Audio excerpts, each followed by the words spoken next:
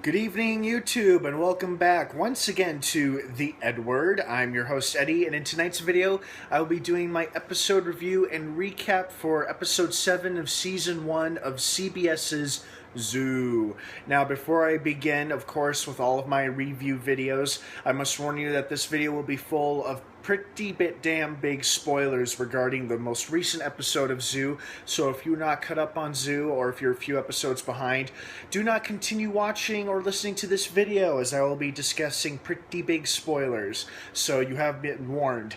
That being said, hell of an opening there. I mean, wowza. Mitch didn't skip a beat because, it opens up with the gang is coming up with a new identity for Jamie since she killed Agent Schaefer, Ben Schaefer, in the last episode, the fake FBI agent, or the renegade FBI agent, who's trying to get the mother cell, most likely for Raiden Global. And she... excuse me.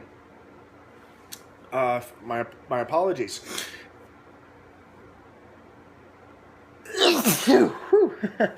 Sorry about that. Anyway, she did kill him. She did kill him, but it was in self-defense because he was trying to kill her and Jackson when they realized that he had been a double agent all along, trying to get the mother cell from them for Raiden Global, most likely. So they get her a new identity, a new passport. She chooses a new name, Nancy Armstrong. Abraham, being like the big guardian angel that he is to everybody on the team, reassures her that everything will work out. And the team receives word they are to head back to Paris to investigate the disappearance of a sleuth of bears. Apparently, this was a new story item to me, that a sleuth is what you would refer to as a group or a pack of bears, as explained by Mitch. So a sleuth of bears is like a herd or a group of bears, which I have honestly not heard of. So if I'm the only one here who hasn't heard of a sleuth of bears, then sue me. But I guess, and that's where the title comes from. The title of the episode is Sleuth. And the team has to go to Paris, and sure enough, they're referring to another earlier episode where a woman was terrorized in her kitchen in Paris by a bear that seemed to appear out of absolutely nowhere, which was quite flabbergasting. However, they did explain that 4 bears were being observed and studied and being tracked in the woods outside of Paris, but unfortunately their tracking collars went offline and they weren't able to locate them. These 4 bears, they located the one that terrorized the woman in her kitchen in the last episode. And so now the team has been summoned to Paris to investigate this occurrence. Meanwhile, Mitch has contacted Raiden Global and is clearly making them a deal that he will offer them the mother cell. He doesn't say where he is or who he is, but he says, I have what you want, or I have what you're looking for. And it's immediately clear to me, and of course they confirm this towards the end of the episode, he is trying to get his daughter cured. He either wants enough money to get her the treatment that she needs in order to survive just a little while longer, or Raiden Global actually has a cure, a medicine they've been working on that can cure his daughter's rare illness. So, Mitch, he's not an evil guy. Yes, he should not be going behind the team's back and doing this on his own. He's not an evil man. He's becoming a desperate father. It's what it really is. He's becoming a desperate father, and he probably realizes that with this impending crisis looming over the world like a creepy, ominous shadow, he realizes that his daughter, should have, like, whatever life is left for the human race, she should be able to live it to the fullest. And if that includes, exchanging the mother cell for the medicine for his daughter, then that's what he's going to do. But he doesn't reveal that to the team, and of course they don't find out. In this episode, they try to figure out what is going on with the bears, and unfortunately they are forced to work with Chloe's ex-fiancé, the man who cheated on her by sleeping with her sister right before the wedding, and you can see there's a lot of tension and strain between the two of them. And, he's trying to be apologetic, but Chloe won't have it. And I don't blame her. I mean, what a dick move that is to pull on somebody. I mean, God, like her own sister? Really, man? Really? And Chloe's hot. You cheat on her? You cheat on that with her less attractive sister? What the fuck? So, but that's just me. Anyway, so they're forced to work with him because he and the wildlife services are trying to figure out where these bears are as well to prevent more attacks or more incidents like the one where the bear wandered into the woman's kitchen and terrorized her for a few hours. So while they're working on that, they're also, Jamie and Abraham and the others are trying to figure out what can they do to clear Jamie's name, because they're either going to have to prove that Ben Schaefer was never an FBI agent, and if he was, they have to prove he was on the payroll of Raiden Global, and that he was trying to get the mother cell from them all along, like he tried to do in the last episode. So what they decide to do is to basically hack into Raiden Global's network by going to their local factory, not their local factory, but their local facility in Paris, which happens to be in Paris conveniently, but it is a global company, hence the name. So they go to the Raiden Global office in Paris, where they decide to hack the finance network, and even though this is the Paris station, their network is connected to the entire company, and basically the others explain to Chloe, because they come up with this plan while they're all staying at Chloe's apartment. They explain to her, we can hack into their account and we can just look for any odd numbers that don't quite add up, and we might be able to find something that'll trace Raiden Global back to Ben Schaefer, presuming that's his real name. And if he was indeed a real FBI agent, or if he wasn't, maybe he was just posing as an FBI agent all along. We don't know. But their bottom line, they're trying to prove Jamie's innocence and prove Raiden Global's involvement in this cover-up of the existence of the mother cell and how it's responsible for all of the freak animal behavior happening all over the world since the beginning of the series.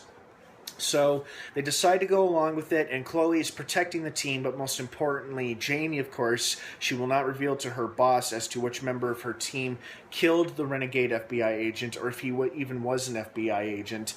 And she says, we need to focus on the problem at hand, and her boss agrees with her and tells her that their only important mission right now is to find out what is happening with the animals, why it's happening, and how to stop it. End of story. So, that's what their main focus is. But they also want to clear Jamie's name as well. And before all this happens, Jamie and Abraham kind of have a nice little moment in the apartment together, where they're out on the patio drinking wine, of course, because they're in France. You kind of have to drink wine. And, she explains to Abraham that the alias that she used when they were creating her new identity was Nancy Armstrong, was actually her mother's maiden name. And it encourages Abraham to kind of open up to her about his past, his family history, because she explained to him and to Mitch that she didn't have the best relationship with her mother, although she felt really bad when her mom died, presumably because of Raiden Global poisoning her hometown.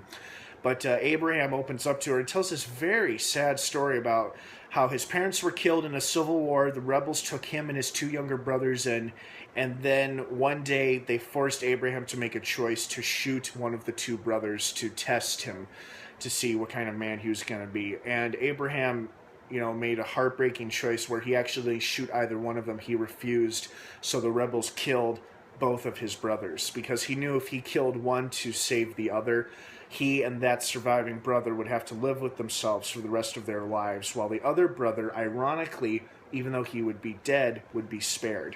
And it's really a heartbreaking, sad story, but I guess what the point of it was is that he learned the importance of family and not letting go of the people that matter most to him. And point being, he cares about Jamie as he cares about the rest of the team, especially Jackson, but he's starting to care about everybody on the team and how they're all now coming together. He believes they're coming together as a family unit. So he's like letting Jamie know, I got your back. And, she's obviously kind of taken aback by this, but she's like, okay, nice gesture, thanks. Anyway, fortunately, they're able to hack into Raiden Global's network at their France office, And, at first they think they might be discovered because one of the bodyguards protecting a senior VP for Raiden Global is a former DGSB agent that Chloe recognizes. But if Jackson is able to improvise on the spot and they're able to get his photograph and use his photograph for facial recognition to hack into the network and get all the information they need on Jamie's laptop, and they make it out of there without a problem. And then they move out into the countryside where Mitch has remained behind in the lab to examine the bear that attacked the woman in her kitchen. It's heavily sedated, still alive. And the weirdest thing is, though, it is in a hibernation mode, which is weird because it's summertime and bears in France, at least, do not hibernate in the summer. So there's something going wrong. There's something going wrong with its behavior. There's something off about this particular bear. And they take a couple of blood. They take some blood samples. They take a DNA swab, and they wait for the results, hoping the results to prove that the mother cell has indeed infected this bear, and just to further prove and implicate that Raiden Global is behind this whole mess. So while they're waiting for that, to happen, the bear starts to wake up. And he and the nurse who works at the lab there, he and the nurse try to give it another sedative. But when they go to inject it with the syringe, the needle point bends back as if they can't penetrate the bear's hide. And son of a bitch, the bear's hide has somehow thickened. And Mitch refers to it as almost like an exoskeleton. Almost like you would find on an insect or something like that. And it's like, whoa, what the hell? How did this bear's physical structure suddenly change? And it's like, this could be the mother cell. This could be the mother cell enhancing a genetic mutation in the bear's DNA, thus making it, unfortunately, stronger and more impenetrable. And sure enough, the bear wakes up and it takes a swipe at Mitch, and it makes Mitch topple over as the nurse tries to help him. But, Mitch is able to throw his arm up to protect his face, and the bear kind of brushes past him and escapes from the lab. And Mitch and the nurse are okay. And as the others are leaving the Raiden Global office, they're actually using, thanks to Mitch planting a microchip tracking implant in the bear's body, which he quickly threw into the bear's skin right before it escaped. They're able to track the bear outside of Paris, close to the woods, where they rendezvous with Wildlife Services and Chloe's ex-fiancé. And the team consists of Jamie, Abraham, Chloe, and Jackson at that point, while Mitch remains behind at the lab tracking the bear's movement. And he warns his teammates that the bear's hide has somehow become thicker, so they need to be extra careful. And they managed to track the bear to these old ruins that were used during the Prussian Wars, according to Chloe's ex-fiancé. So Chloe, her ex-fiancé, Jackson, and Abraham all go into these old ruins to find the 3 remaining bears, because that's where Mitch's microchip tracking implant has led them. That's where the bear has escaped to join his fellow 2 bears. They find the bears. They're all sleeping together at first. They find 2 of them. They carefully walk past them, and then they find the 3rd one. And so they decide to head out of the ruins because there's no cell service inside the ruins. So Chloe can't call the Wildlife Services, so they have to head out. Get a signal. But as they start to head out, they notice the 2 sleeping bears have vanished, disappeared. Like they've suddenly just left. And all of a sudden, the 3rd bear appears as if it's ready to charge them. Chloe's fiancé, who is increasingly showing cowardly behavior, as Chloe humorously points out to Jackson that when they were living together, she would be the one who actually killed the spiders in the house. So that says a lot about her ex-fiancé. She might have dodged a bullet with him. As they're trying to escape, they're unfortunately cornered by the 2 remaining bears.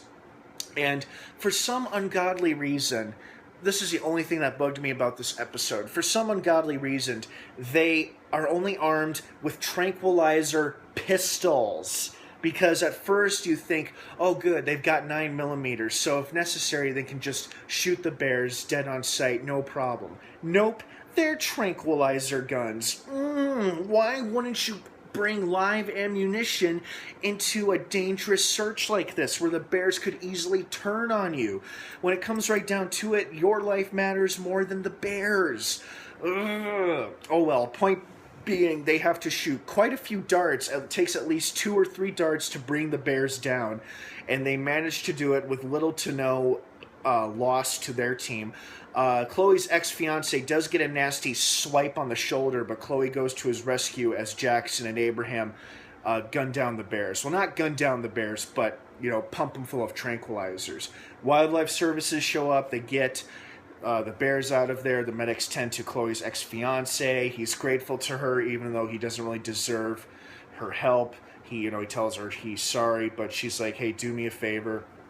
Be good to my sister, take care of her, and treat her a lot better than you would treat me. And he's kind of taken aback by this, but he's like, okay, whatever you say, if you insist. The team all reunites in the lab. Everybody's together now, where Mitch explains to them how the mother cell has most likely enhanced the most minor genetic mutations in the bear's DNA. Because he goes on to explain how all life forms on Earth are not born perfect. Everybody's got little different genetic mutations. Double jointed wrist, webbed toes. He pointed out for humans and animals. But his point being was that the mother cell possibly could have somehow enhanced these genetic mutations that they normally wouldn't see for many, many years, like in fact several hundred years, but they're showing up almost like out of the blue and quite rapidly, which would explain the bear's toughened, thickened hide. And if this is happening to the bears, what could happen to every other animal in the world? Like, what kind of enhancements or genetic mutations could they endure? What could happen to them? Is it going to make it tougher for the human race to fight back against the animals? Who knows? And of course, the final concluding scene shows Mitch meeting with the CEO, presumably the CEO of Raiden Global, trying to strike a deal with him, saying he's got the mother cell and he doesn't want his daughter put on the waiting list for the clinical trials. He wants the cure, he wants the medicine right there in his hand before he gives the guy the mother cell. And of course they leave on rather a tense note. And Mitch, he can tell by looking at him, he's completely torn by this. He's torn by his loyalty to his teammates because they need the mother cell. The mother cell could prove that Raiden Global is behind all of this, but more importantly, as Mitch discusses in the earlier scene with his teammates, the mother cell could also be the cure they're looking for. The mother cell could reverse this process that's happening to animals all over the world. It could reverse this process of, hyper-aggressive behavior. So this could really change the world. But he might use it to bargain with this company, which will most likely betray him and not give him the medicine he wants anyway for his poor dying little girl. So, it was an interesting episode, this one. And what I like about it, and I think what a lot of people picked up as well, is that they are finally picking up on the animal action. And what I mean by that is that our main characters are finally getting into more face-to-face personal confrontations with hyper-aggressive animals. And based on the promos for next week's episode, that is definitely what we're going to see. And I'm sure that as before this season ends, we're going to get much more animal action from this show. So I hope you guys are sticking with it and enjoying it as much as I am. Thank you for tuning in here on the Edward and watching this episode review and recap video. Don't forget to subscribe, like, and comment, and share this video. Leave your thoughts and opinions down below. What did you like about this most recent episode? Do you think Mitch will go through on his deal with Raiden Global, or will he remain loyal to his teammates, and why? Leave your thoughts and opinions down below. Let's, of course, be respectful of one another's opinions, comments, and beliefs. Thanks again for tuning in, and stay tuned to catch Zoo every Tuesday night on CBS. We've got a couple more episodes left before the big season finale, and like I said, just stay with it for a little while longer, guys, because this show continues to get better with each episode. I know I say that for a lot of shows, but this really applies to Zoo. So thanks for tuning in, and have a great rest of the night. And of course, until next time, may the Force be with you.